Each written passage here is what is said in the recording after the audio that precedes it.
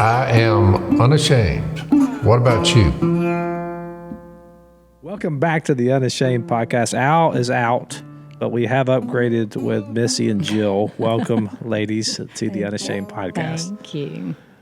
I love Missy's quote to start it. She said it before we started recording. She said, "I'm having a hard time following Jase this morning, and I'm supposed to be the one that understands him."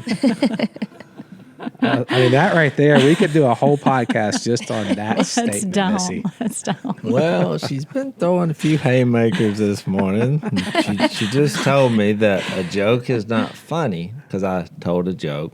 Because what happened was when Zach and Jill came on, they were there for a minute. And it really wasn't a joke, babe. I was being serious. But you thought it was a joke. No, I didn't. And then, well, you didn't laugh. And then all of a sudden, they went away, and a picture came up, and it was them in front of a fireplace with some other guy. But it was a still. Brandon. Yeah, it was a still photograph. But we could hear your voices, and I said, "Yep, it's an image of them. We hear the voice, and we know we're in their presence, but we're only seeing an image." Yeah. It's kind of like we're imaging the creator in his presence. And Missy said, if you got to explain the joke, then it's not funny or it's not. But you've been doing a lot. I've been told for the past 35 years of marriage. Yeah. So she said that. You have to explain the joke, but then I was like, well, it really wasn't a joke. Yeah. Well, I do want to hear something about. One thing I do want to hear your perspective, Missy, on. Because we heard a story about some bats at your house. Before she explains that, there's a part 2 to that story that has yet to be revealed. Oh, yeah. It continued. The saga continued. Mm-hmm. It continued. Mm-hmm. Now, I'm not sure the timing. You'll have to give the details. So I told the story about the bats coming through the fireplace, which we think, but that's still... Oh, no. I saw them coming out of the fireplace. Come out. And we removed, I had the count at 14, but then how later did the next chapter begin? So the next day, when he went to come on the podcast and talk about those 14, when he got home from the podcast, we had 2 more that he rid the house of. And then... And they came in about dark, which is when bats fly. Thank you for that. Had it been, well, no, we just looked up.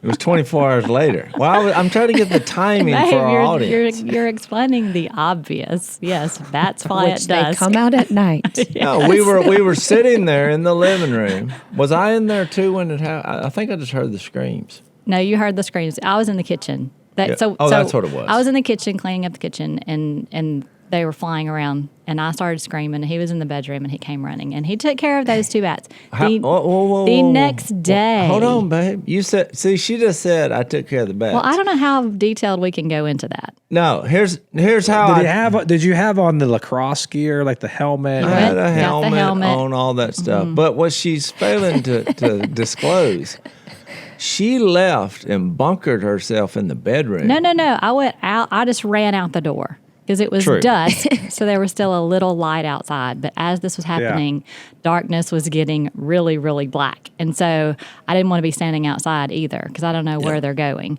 So I did at one point, hey, you were on the back porch behind the outside windows looking in the house too. So don't act like you were in there. I could see him all the way through the house, out the back window, and he's out there looking inside. Babe, so when I could tell. That's called a sniper view. I was assessing the situation. I was also assessing so I could get to safety. So as soon as I realized they weren't flying, I ran through the house into the bedroom and shut the door and bunkered myself in there because we have our own air conditioning unit in there. I could live in there for a while. Okay, but so now let me tell you what happened outside the bedroom. I got one out immediately with the aid of the dogs. Long story, but I had the door open, so I get rid of one. Well, the other one, I didn't know what happened to. Which is why I was perched outside, because once they fly, then I can follow them, track them, see where they light, and then try to remove them. So that other one I never could find. So I decided helmet on, had all kind of defensive weapons, and don't think too long on that. I basically had a broom, And a a stick. dustpan, and a stick. Like a big walking walking stick. I feel stick. like they need to see this visual, our listeners. In I think some there's way. a I don't picture know. some way that we can post. I have a couple. Yeah, so she can send you In what I between look like. hideouts. Do you have all of your stuff like laid out? Like when you hear the scream, it's like, all right, you're suiting up, or you like? Well, I thought we were done, so I had to find all that. So that was a But they're scramble. still right now on one of our counters in the middle of our house, just in case we're not Oh, yeah. finished yet. We have not put up everything No. now because this story is, it's quite lengthy. We'll give you the short version. So anyway, she's bunkered. I decided to study for the podcast the next day, but because I said I'll just have to get out here and be a target, even though I did have a helmet on. And I'm studying. So about 11 o'clock that night. So now it's been, sunset's 3 hours later. Out of my peripheral, I see movement from behind the TV. And he's on the chimney, rock structure, and he's moving out to position. And I thought, there he is. Because I was thinking there's only two. And so he came out, and that battle lasted about 30 minutes. He was quite aggressive, and I finally got him out. And then, now I don't know when the next so saga then the happened. next day, we So are this is round packed. three? This Round is three. round 3.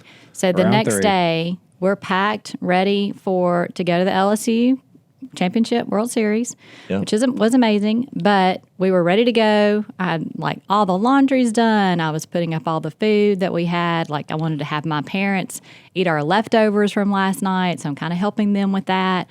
I'm pouring food into containers, cleaning the kitchen, walk out of the kitchen, come back in 5 minutes later with wash a glass out. In the and sink. there is a bat Oh laying No. in the sink in the middle of the day. Yeah. Like a frog. It was just laying there in the bottom of the sink. And I turned the water on to wash out my glass. And then I saw it and fled the scene. Water is running, dropped the glass, started screaming bloody murder. Well, that started right off the bat. The scream. screaming. You had that in Okay. the wrong order. Sorry, But anyway. I don't know. But that was the indication to him to come running with the stick. So that was Did he put the last helmet one. back on? No. Look, I didn't have this stick at that point. I just went in because I thought, they've been flying around for days here now, and I'm like, well, why is she screaming? She didn't give me any details. I mean, she's like, it's in the sink, but I thought that don't make sense. But I looked in that sink, and it was the biggest one to date. Was in that sink, and Which told me that it'd been in the house for a while and it was thirsty. Oh Yeah. my God. You know, As like I it was would dying say, hey. of thirst. Are you thirsty? And that bat, went to the sink. So you've tried to call a professional, and you're telling me there's no professionals in, because it sounds like Nobody does bat. No. Babe, I've called outside of your presence and knowledge. Okay. I have tried to get people who say they're professional pest removers to come address these bats, and they have all declined. They don't do bats. I mean, So- this sounds like a new opportunity for you, Jase. Like No. Bat Commander. Who said that? Tara, our friend who watches Unashamed all of the time. She will be so happy I just can said that. see it. She said, you're now the new bat, the bat commander. Yeah. Well, he's not doing a great job at it though. The You're not- Batman. you're not no. commending I mean, him. No. the Batman. Wait a minute. Zach, he's 17 for 17. I've removed all bats outside of the house, carefully, had surgically. no and- choice but to Yeah. be 17 for 17, or I would not be here. Exactly. I'm defending my wife here. I'm defending the He did- sanctity of marriage. He did tell me that the first day, I was screaming. When they're flying at your head in your living room, I have one defense mechanism, screaming. Yeah. I learned that about myself at 54 years old. I didn't know I had that because I'm usually not that way. I'm usually calm when things are happening like that with my children and all that. I can handle things. When a bat is flying at your head in your own home with teeth bared, I'm screaming bloody murder because that's my only defense mechanism. Maybe if they hear me, they'll fly a different way. But I've learned that, and I stuck it out. For the first 7 bats, I stuck it out in the house, trying to help him find them with a blanket covering my head. After number 7, I said, "That's it. I'm out. I can't do this. I'm not built for this. No, I'm so sorry. I can't help my husband." Just a few more days, fellas, and we will be at the 4th of July. Are you guys ready? You got your plans lined out yet? Yeah, Zach, so I've got my new flag holder up. I'm ready to proudly put my American flag out for the 4th of July. I want to tell you about our sponsor, Pure Talk, and how these guys celebrate. They are an incredible wireless company, a veteran-led, veteran-owned company, and they believe that every man and woman who has faithfully served this country deserves to fly an American flag that was actually made in America. So this holiday season, what they're doing is if you switch your coverage to Pure Talk, they're going to give a portion of every sale to provide allegiance flags to these veterans. These are flags that are actually made in America. But that's not the only reason to switch. You could also switch to these guys because for just $25 a month, you get unlimited talk, text, and plenty of data. And you could enjoy all of that on America's most dependable 5G network. Same as the big guys, half the cost. In fact, the average family saves over $1,000 a year. Look, I'm a Pure Talk customer. I switched. It's super easy. It takes less than 10 minutes. Pure Talk's awesome, too, because they also support veterans. They are raising money to end veteran suicide. They're helping to eliminate veteran debt. So all you got to do is go to puretalk.com/unashamed and switch hassle-free in as little as 10 minutes. Again, that's puretalk.com/unashamed to support veterans and to switch to America's wireless company, Pure Talk. You got a little reprieve in Omaha. That was probably nice to That go. was when he got rid of number 17. He said, "Babe, are you ready?" I said, "I would rather be sitting at the airport." Let's go. But now it's all, look, I figured it out. I had a vision. I mean, call it a dream. I woke up this morning and it all made sense. And so I haven't shared this with you. Oh, no. But, and I thought back to the plagues in my dream. That's how the dream started. You know, you had the frogs and the locusts and the gnats and the sea was turning blood. And then so when I woke up, I thought, the dream was weird because it was all about the LSU game. And but so when I woke up, I wasn't thinking about the dream. I thought about the dream's meaning, and then it hit me. Wait a minute, this all happened right before we went to the LSU game, and I thought, bats. We went where young men use bats, and guess what? When the bats were first in the house, we had the doors open and the flies came in. These are men with bats that hit big flies, also called home runs. And I thought, we were supposed to be in Omaha. This is quite the stretch. And if we had doubted that, we were looking at all the signs. They were all right there before us. That's prophetic. There's no question about it. Well, I feel like Daniel would interpret that in the exact same way. Well, can I underscore something? Because right after LSU won, I think it was on Tuesday. Did they play Tuesday?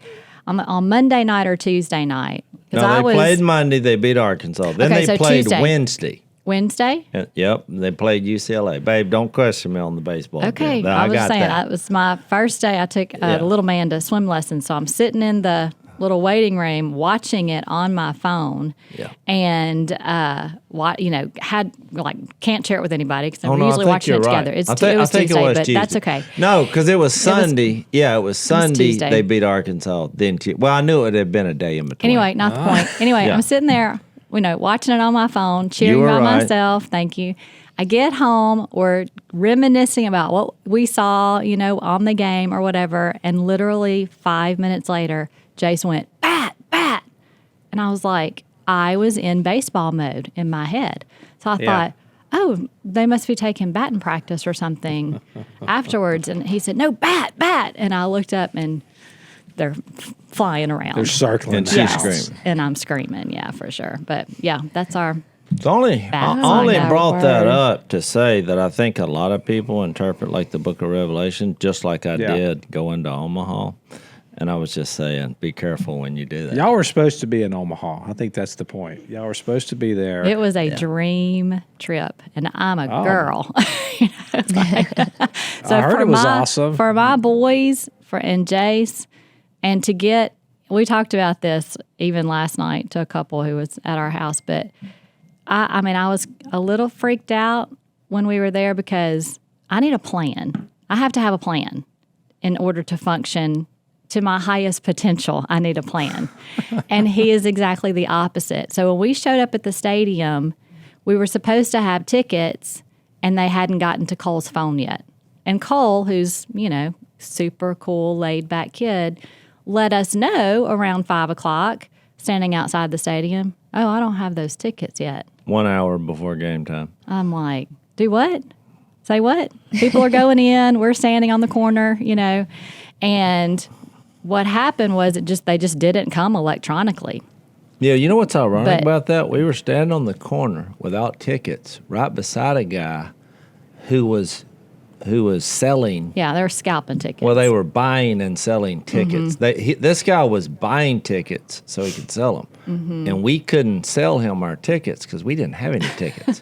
And we were standing on the street corner with him. That's another prophecy, babe. But Go ahead. because Jase, who never gets on hardly ever gets on social media, decided to tweet that we were there, he started getting some of his old contacts and LSU friends and just people that he's been in contact before. And the Raising Cane's guy, Todd Graves, some of his guys who know Jase and Jase knows them said, hey, you want tickets behind home plate? We have some for you. At 5 o'clock. I'm sorry, what? At the same time that we realized that we didn't have tickets. Is that not true? Yes, we were discussing not having the tickets, and Jase's phone was going off saying, "Hey, I've got Another prophecy fulfilled. First, he said a couple of tickets. We've got a couple tickets, and I was I like, declined. no, it's all 4 of us, or we're not doing it, And then he said, "Oh, okay, well you can have 4."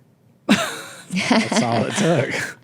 What? And so that's why we had. But it came I've at a never price. in my life. Well, how was the Look, hotel room? I got to ask The about hotel was great. But let me just tell you, for 2 boys that grew up playing baseball, that we sweated in 100-degree heat for years, watching baseball, to be sitting behind home plate with those 2 boys, I looked at my boys, grown adults, who were so grateful and respectful and just thankful verbally to all these different things that were happening to us this weekend.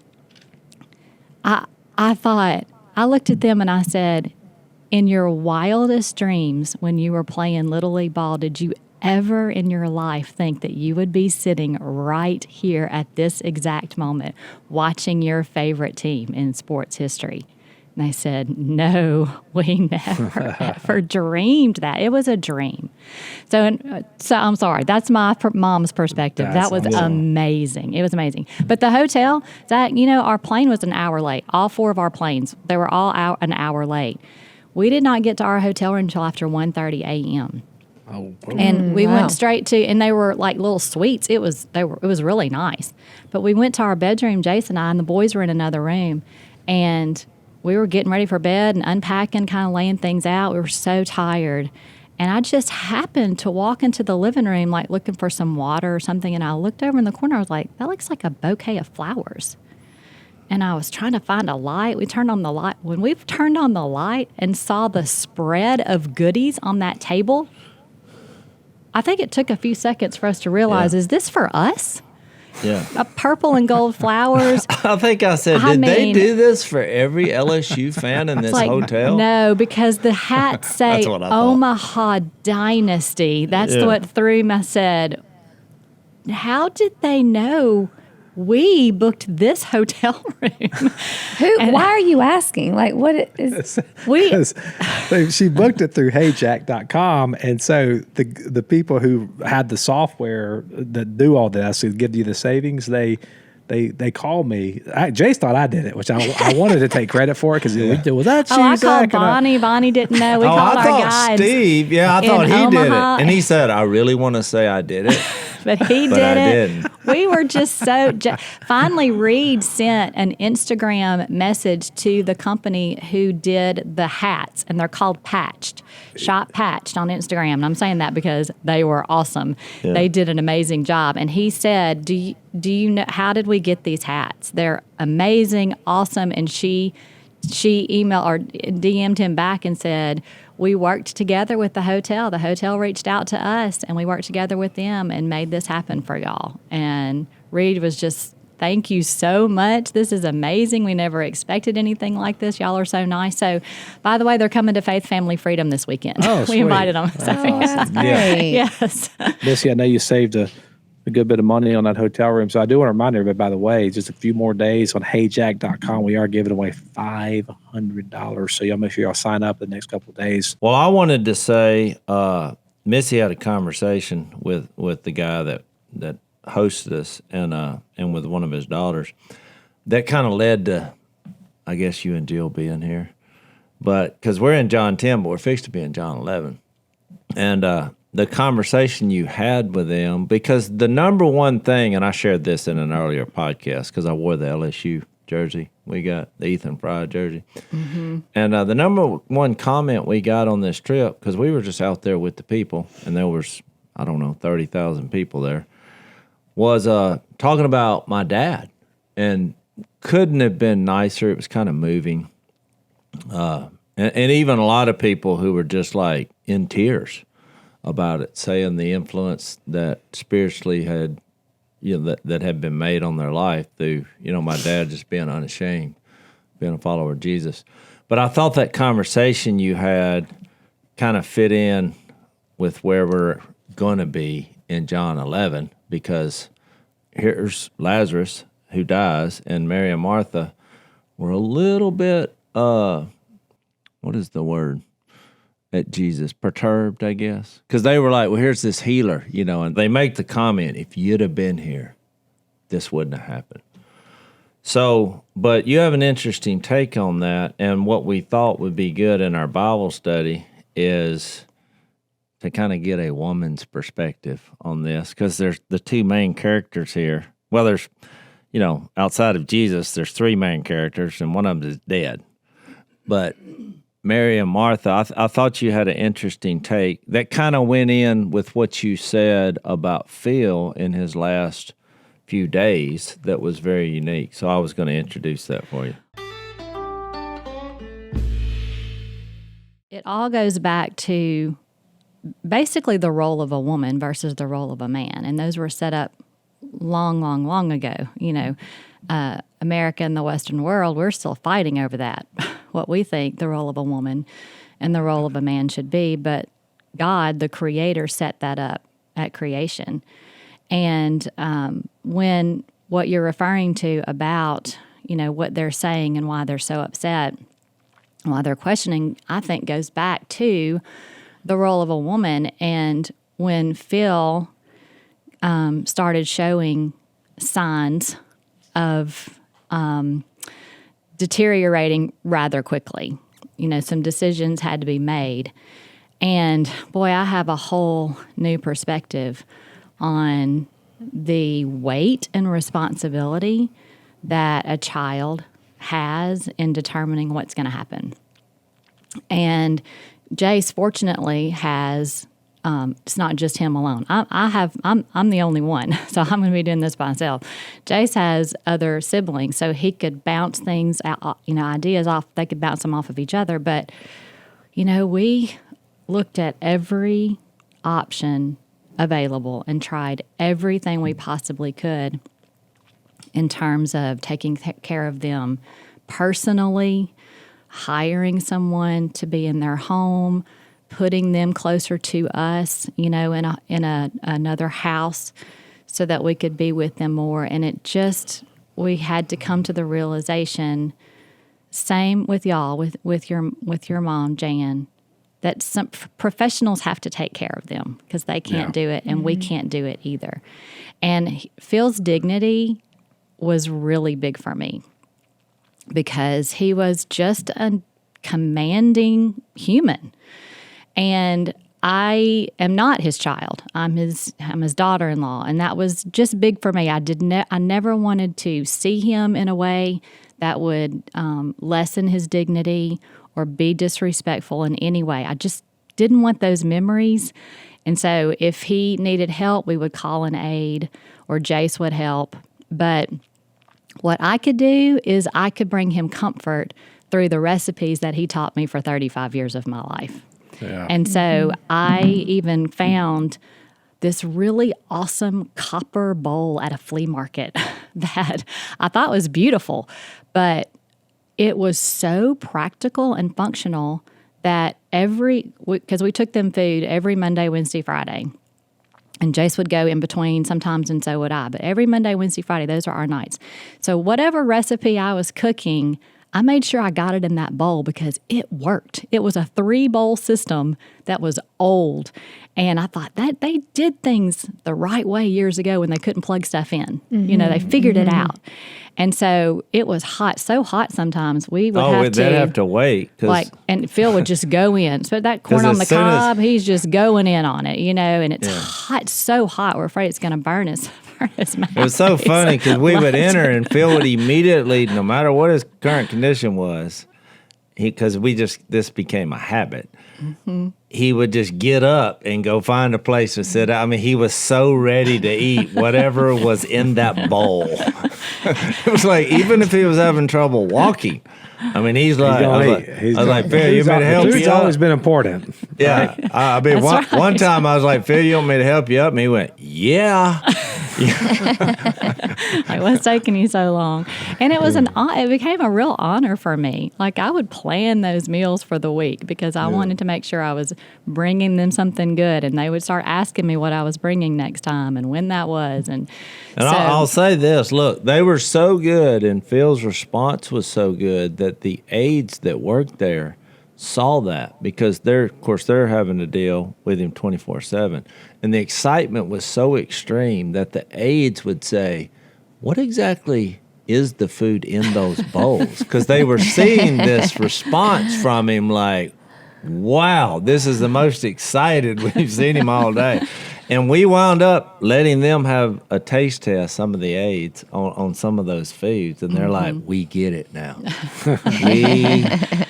Yeah, food's very, very important. But also, again, back to the dignity, I would pack a bag and put real plates in there, real silverware, like napkins. And just because, when do you want to eat on paper plates with crawfish pie? Or you just want it to be like as good as possible for them. They're in a place they don't really want to be in, but they just have to be. So, which I told Kay this the other day because she, on Father's Day, actually, she was with us and she said, I'm having good days and bad days. And I said, actually, Kay, I've been super strong through this and not real emotional because we spent so much time with y'all the last few weeks that we saw it happening, and we were very ready for the physical part of this stage of Phil's life to be over.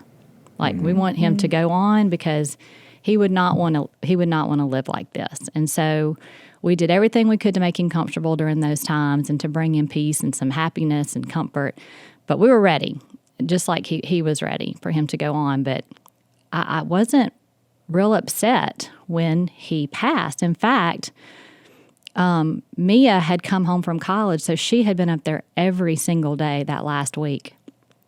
And Friday night before he died on Sunday, Friday night, we just had some beautiful moments with him. And he was not responding. He was at a place where he wasn't responding, and he didn't eat that night. That was the first night he didn't eat. And Jase was out in the hallway with a couple of the aides. Mia was having a rough time. Mia was having a hard time. And Kay just kind of came out of a shell that she was in, because Mia and I and Jase and even Kay were singing. Anna was there for a little bit, and we started to sing some hymns and songs, and Kay was trying to sing, and she would get upset and stop singing. And Mia and I would keep singing, and Jase would keep singing. After it was over, Mia got upset. And Mia said, I want to say some things. I just don't know that I can. And Kay said, well, let's pray. And she held our hand. We all were holding hands with Phil.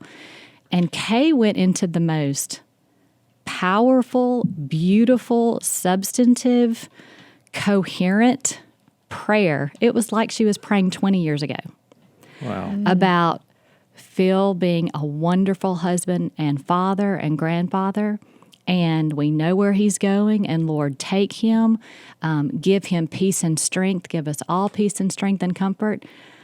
It was amazing. So then I went in on it. I started praying. And then Mia said, I want to pray too. And she went in.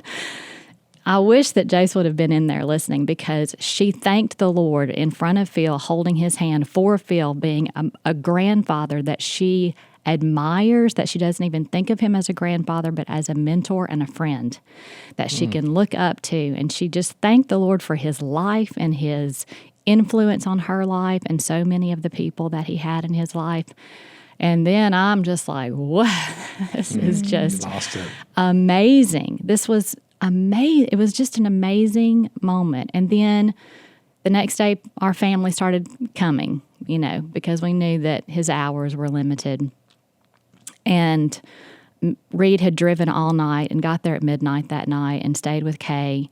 And he's talked about that here. But I remember a moment on Saturday when we started getting he's in his last hours. If everybody wants to come up here and kind of have your last moments with him. And Mia said, I'm good. I said, me too, because we just had that wonderful blessing of being with him and with Kay so much during those last few days and weeks for me and Jase, but I don't regret any of it. I mean, it was hard.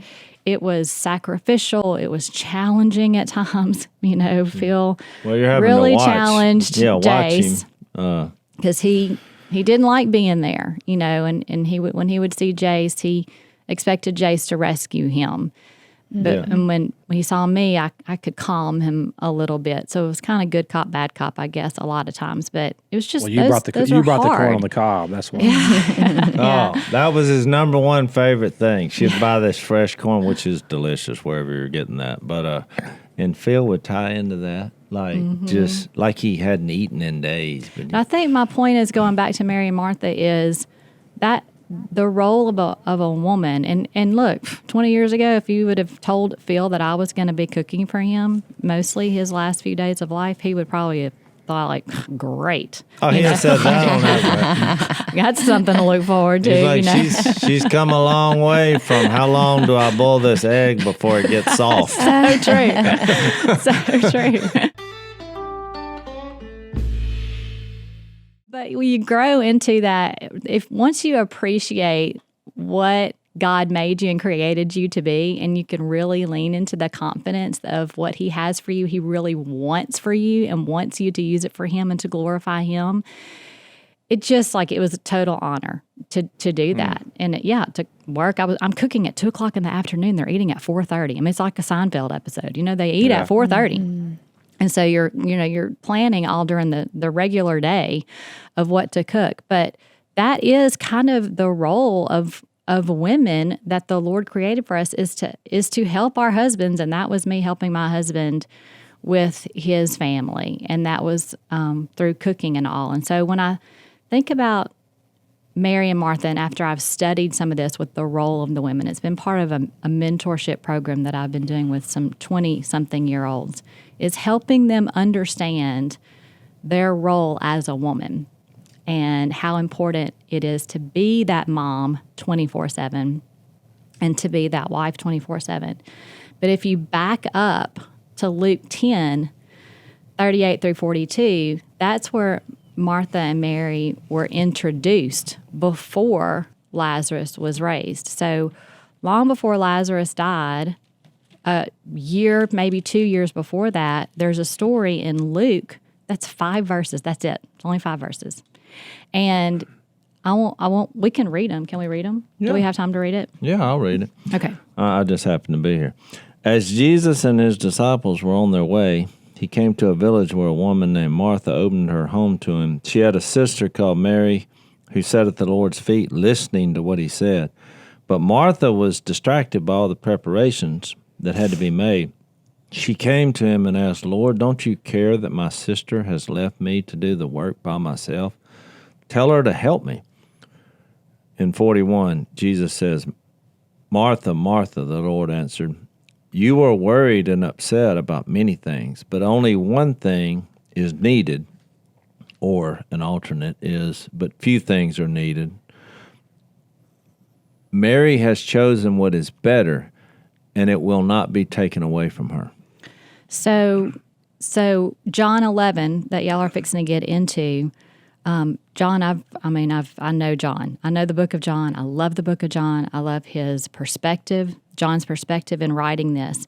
And when he wrote that story in John 11, Martha came out first and met Jesus outside of the city and said, Lord, if you would have been here, my brother would not have died. And that's 11:21. So a few verses later, 32. he says, go get your sister. Martha goes and gets Mary. Mary comes out, and what does she say? Why don't you read that? Lord, if you had been here, my brother would not have died. All through my Christian adult life, I've heard about Mary and Martha. I've been taught about Mary and Martha, and I have been told or asked, which are you? Are you a Mary or are you a Martha? And I have chosen, I am a Martha. Not because of anything to do with faith, but it's because of my reaction to things. I'm going to take care of things physically probably even before I hug you. I'm thinking about how to feed you, where you're going to sleep that night, if my pillows are comfortable enough for you, is the air going to be on, and then, oh, welcome. I'm so glad you're here. Yeah. That's the way my brain works, is I want to plan and prepare and make sure that everything is going to be good for when you arrive. What happened is when Jesus in Luke 10 showed up with 12 of his best friends and probably a couple of the women as well, so 14 or so, he didn't call ahead. He just came in, knocked on the door like, hey, what's up, friends? Just wanted to kind of stop in and that way and I refresh ourselves. And that way my personality reminds you of Jesus, because I'm a show-up kind of guy. Yes, that is very Just true. trying to be like Jesus, Yes. babe. Try to be like Jesus. That's Good right. Jesus stuff. Here we go. So what I saw, once I started realizing from John 11 that their reaction, at least in the translation, was exactly the same word for word as John recorded it. There was no difference that John showed in the faith of Martha versus the faith of Mary at all. But because of Luke 10, we're told that Martha had more faith. That Mary had more faith than Martha because of the initial response. And I just don't believe it. I started Googling sermons. I started researching like years and years of trying to figure out is there anyone that's teaching this differently? No one's teaching this differently.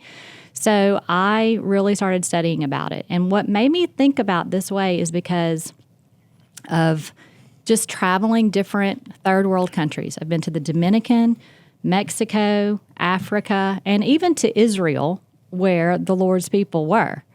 And the role of the women in these countries is the same as it was years and years ago. They provide for their family from their home. They are the ones who take care of the chickens. They are the ones who grow the figs on the fig tree. They are the ones that do all of the stuff surrounding their home to take care of their children. Proverbs 31 woman, who isn't real, by the way, it's a dream woman, but that is a goal to aspire to. She's doing all of the work to make sure that her family actually consumes the things that her husband works to provide. She makes it happen inside the home. That's what the role of the women has been since the creation of time. Martha was in her role. Well, and just to validate what you're saying, Martha, I mean, when she said, if you had been here, and then they have the conversation, and Jesus says, your brother will rise again, and Jesus said, I'm the resurrection and the life, famous passage. He who believes in me will live even though he dies, and whoever lives and believes in me will never die. Do you believe this? Well, she responds, yes, at the resurrection. Yes, Lord, I believe that you are the Christ, the Son of God. But I was going to throw that in there. It validates your point that even though he was making the point in Luke 10, I mean, no matter what your personality is and your heart of wanting to serve, her heart was right. She was wanting to serve. Oh, she had ultimate faith. She had the ultimate faith. And I think Jesus was teaching her a point. No matter, we're easily distracted, and these are important, but we all wind up at the feet of Jesus. So let me tell you why. Because when he walked in with, 14, 15 of his closest friends, she said her brain went to, I don't have enough eggs.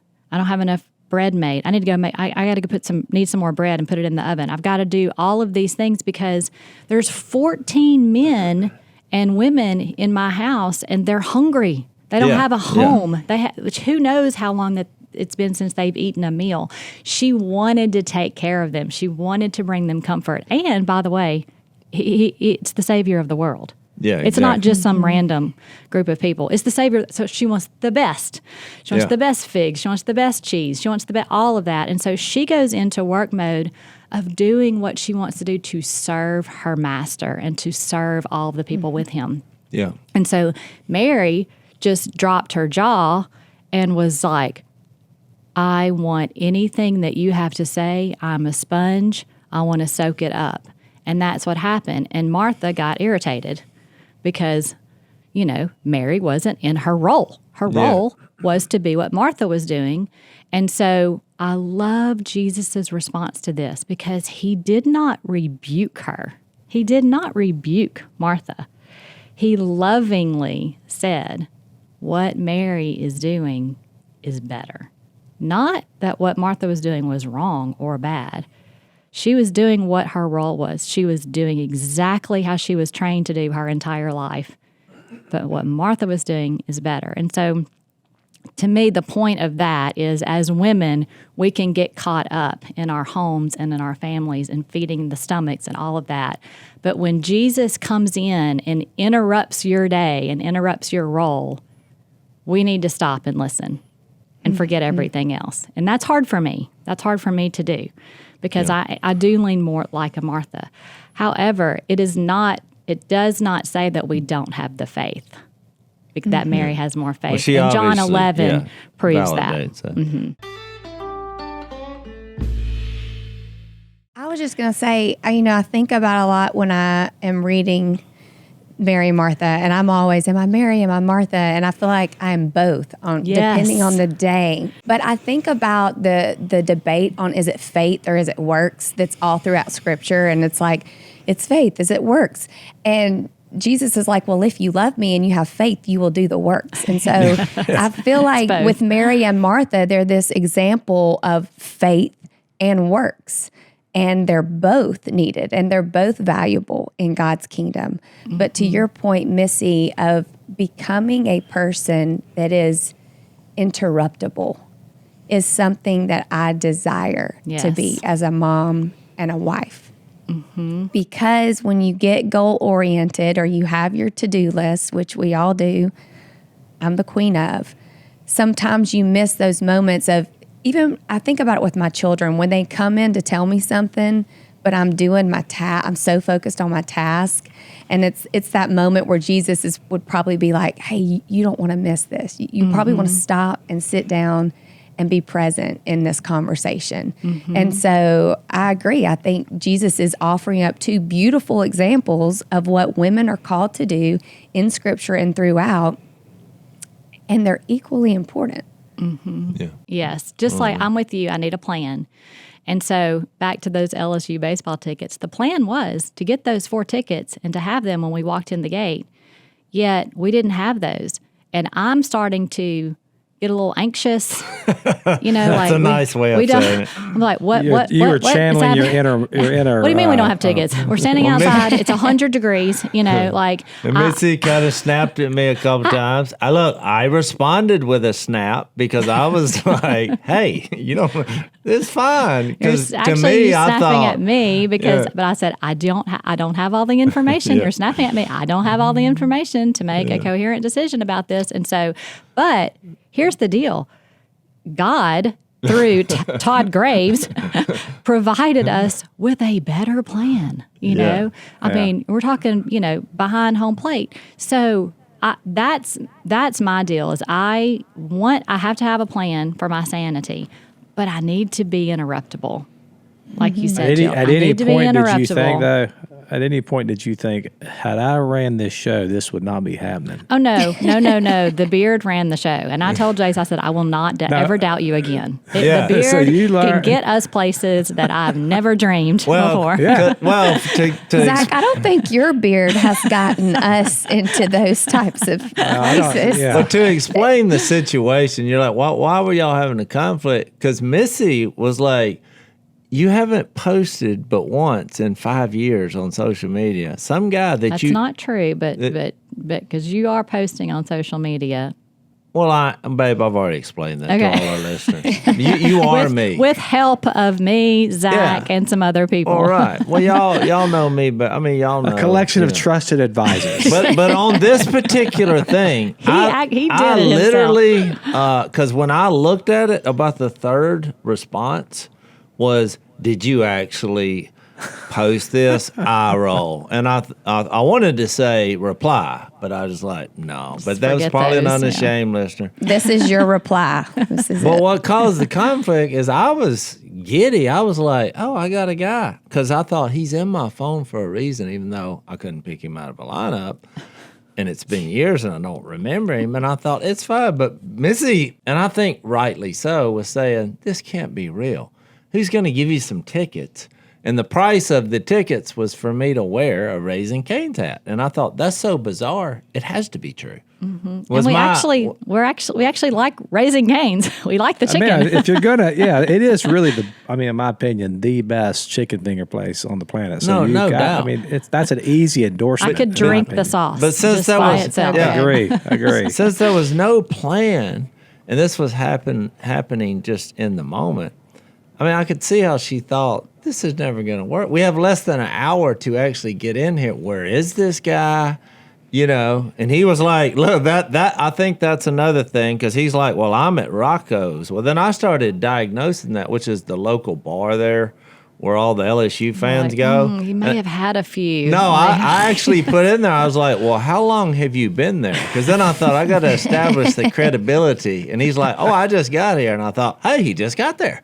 Look, he hadn't had time to get... One more side point you've probably forgotten is we're standing there on the corner. This is a sign. I take this as a sign. There are 4 policemen that are just sitting right there just in case anything goes awry. This is funny. There's a huge boombox playing like country music or something. One of the officers gets up, goes and changes the station. Yes. And it's on Sharp Dressed Man. Yes, while I'm standing on the corner with the guy selling tickets. We're the only people there, and now Sharp Dressed Man is y'all got all kind of prophecies going on. It is crazy, and I thought, is he plugging his phone in and playing that on purpose? And then after it ends, it's like the local radio guy out there. No, you're leaving out the funny part, because when he turned that on, I said, "Now we're talking," and he didn't acknowledge my presence, nor did the other cops. And he went over and leaned back up against the vehicle, and I was thinking, you guys just ignored me. I thought he did it on purpose. I thought it was like a trap, but it was just the radio. And then look, finally he couldn't break it. He was all serious. And then he went thumbs up and kind of glanced at me, and I thought, oh, okay. Now we're on the same I know page. we've got off point, but I think it correlates to real life by saying, I think I need to be more open-minded. I've known this for years, and God just still keeps reminding me of that. But I've leaned into my role. And I think it also goes to me being able to watch my daughter-in-law start way earlier than I did of leaning into her role as a mother and as a supportive wife. She is amazing at it. And I thought, if I wouldn't have been so, what am I supposed to do with my life? And just been more comfortable in my role as she is, I think it would have brought a lot more peace too in our relationship and in our home, and me understanding how to glorify God on a daily basis in that role. She loves being a mother. And you know what? She is a huge LSU fan. Her dad, her grandmother, they have season tickets to football. Her dad passed them down when he died. They're inherited to some members of her family. Like, they're not giving up these season tickets. And she was home with 3 kids by herself while Reed came with us to the ball game. And he was, texting her and FaceTiming her and different things. Yeah. But she said, while you're gone, I'm just going to potty train David too. So, she just took it all on with such a wonderful, great attitude about it. And I just think that that's another reason why women, if they just would go ahead in their 20s and understand their role, and that lean into it 100% and understand that God made you for a purpose for your family, that your home would be such a more happier and glorious place. Yeah, and to wrap this up, I do think it was a sign yesterday that we had a young couple who are married, and they just discovered that they're with child, and wasn't planned. Yeah, wasn't planned. And we had a a long talk with them that just kind of happened organically about life and doing hard things and different things like that. But that's what I was going to say, how that tied in with Phil in the last days of his life. Missy and I became partners, and God defined our roles, and together, we're better at handling a very difficult situation. And I could see the Spirit of God working in that, and it passed on His legacy through the Spirit, I think, to our family. So with that, I think we're out of time. Thanks for listening to the Unashamed podcast. Help us out by leaving a rating and review on Apple Podcasts. And don't miss an episode by subscribing on YouTube. And be sure to click the little bell and choose all notifications to watch every episode.